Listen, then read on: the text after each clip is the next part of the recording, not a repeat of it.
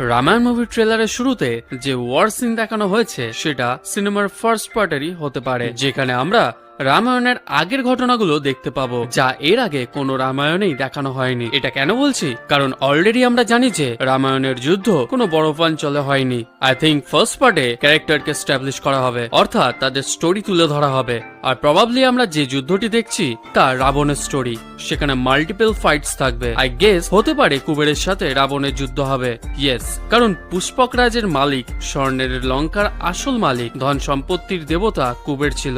যখন রাবণ তার কাছ থেকে এই সবকিছু কেড়ে নেয়, তখন তিনি হিমালয়ের রাজ্যে অলকাপুরীতে চলে যায়। বাট সেখানেও রাবণ আক্রমণ করে, ফলে কুবের তাকে থামানোর চেষ্টা করেছিল, কিন্তু সেখান থেকেও তাকে পালাতে হয়। এই কারণেই পরে কুবের ভগবান রামকে সাহায্য করেছিল। এরপর এই যুদ্ধে রাবণ নামের উৎস প্রকাশ হয়। এই পুরো স্টেপ রেডি করার জন্যই হয়তো এই যুদ্ধটি আমাদের দেখানো হতে পারে, কিন্তু এর বাইরেও এই যুদ্ধে রাবণ ও ইন্দ্রের মধ্যেও হতে পারে। তাহলেই তো রাবণের পুত্র মেঘনাথ নামে পরিচিত হবে, আর তার ইন্দ্রজিৎ নাম পাওয়ার হিস্ট্রিও জানা যাবে। অ্যাকচুয়ালি এই সিনের উদ্দেশ্যই হলো রাবণ ও তার পরিবার কতটা শক্তিশালী ছিল এবং তার সেনাবাহিনী কতটা ডেঞ্জারাস তা পুরো দুনিয়াকে দেখানো। মুভির সেকেন্ড পার্টে ভগবান রাম ও তার সেনাবাহিনীর একটি ফুল ওয়ার সিকোয়েন্স দেখানো হবে, তাই তখন এর ইম্প্যাক্ট অ্যাকচুয়ালি ফিল হবে আমাদের। তার মানে এই সিনটা যতটা ভগবান রামকে নিয়ে, ঠিক ততটাই রাবণকে নিয়ে হওয়াটাও একটা দারুণ ব্যাপার। বাই দ্য ওয়ে, এই মুভির রাবণ ক্যারেক্টারে কে রোল করছে বলতো?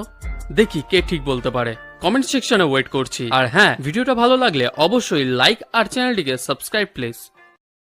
রামায়ণ মুভির ট্রেলারের শুরুতে যে ওয়ার সিন দেখানো হয়েছে সেটা সিনেমার ফার্স্ট পার্টেরই হতে পারে, যেখানে আমরা রামায়ণের আগের ঘটনাগুলো দেখতে পাবো, যা এর আগে কোনো রামায়ণেই দেখানো হয়নি। এটা কেন বলছি? কারণ অলরেডি আমরা জানি যে রামায়ণের যুদ্ধ কোনো বড় অঞ্চলে হয়নি। আই থিঙ্ক ফার্স্ট পার্টে ক্যারেক্টারকে এস্টাবলিশ করা হবে, অর্থাৎ তাদের স্টোরি তুলে ধরা হবে। আর প্রবাবলি আমরা যে যুদ্ধটি দেখছি তা রাবণের স্টোরি। সেখানে মাল্টিপল ফাইটস থাকবে। আই গেস হতে পারে কুবেরের সাথে রাবণের যুদ্ধ হবে।